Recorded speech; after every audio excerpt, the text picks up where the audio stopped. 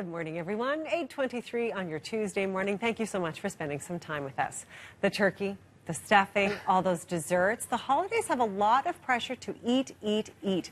But what if your child doesn't want to? Child psychiatrist Dr. Monique Jericho is here to tell us about an eating disorder that we don't often hear about called ARFID. Good morning to you. Good morning. Well, let's just start right there. Right. What exactly is ARFID? Right, so ARFID stands for Avoidant Restrictive Food Intake Disorder. Okay, so what does it look like? Well, it's basically what it sounds like, right? So in a case of ARFID, in this case, your child would either avoid a whole host of foods or restrict their intake. And, you know, the reason it's a disorder and not just picky eating is that it gets to the point where the child has medical problems.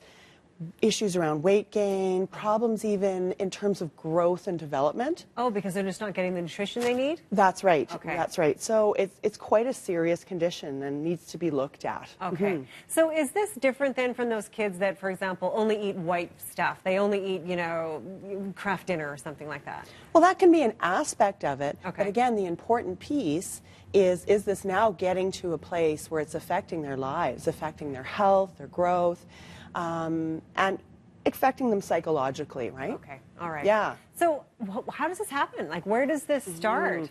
It's a good question, and we don't actually know for sure, but there are a variety of different things that we're considering. So we know that some kids are simply born being very sensitive to certain types of foods and certain types of things like textures and tastes, to the point where they just can't tolerate it. Oh, that's interesting. Yeah, and we also know that kids who've had maybe scary experiences with things like choking or getting ill and vomiting then go on to be very avoidant of food because they're scared, right? Yes. That something bad could happen to them. Right. Is there anxiety involved in that as well?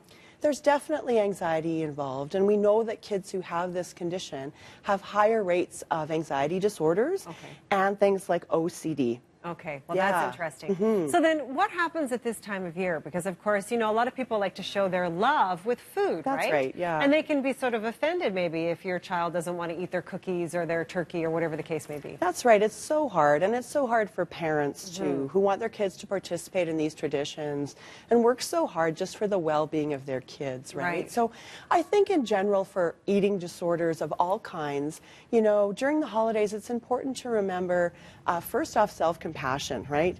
As someone suffering with an eating disorder or somebody who loves someone with an eating disorder, you know, you have to remember this is hard. It's really hard having an eating disorder, and it's hard being in a position of wanting to help. So taking a little bit of time during the holidays, just resting and recouping, right? Not every day can be a battle. Right. You know, and also really important to remember that not everything in the holidays has to be about food or has to be accompanied by food. Right, you know? There's other things that you can be doing. Right? Yeah. Yeah. And what about talking to other family members? Is that something that you need to explore, or is that invasive to the person who's suffering? Well, it's a tough call. Right. In general, I would say that if you can talk to those, you know, relatives who are visiting ahead of time, give them the heads up.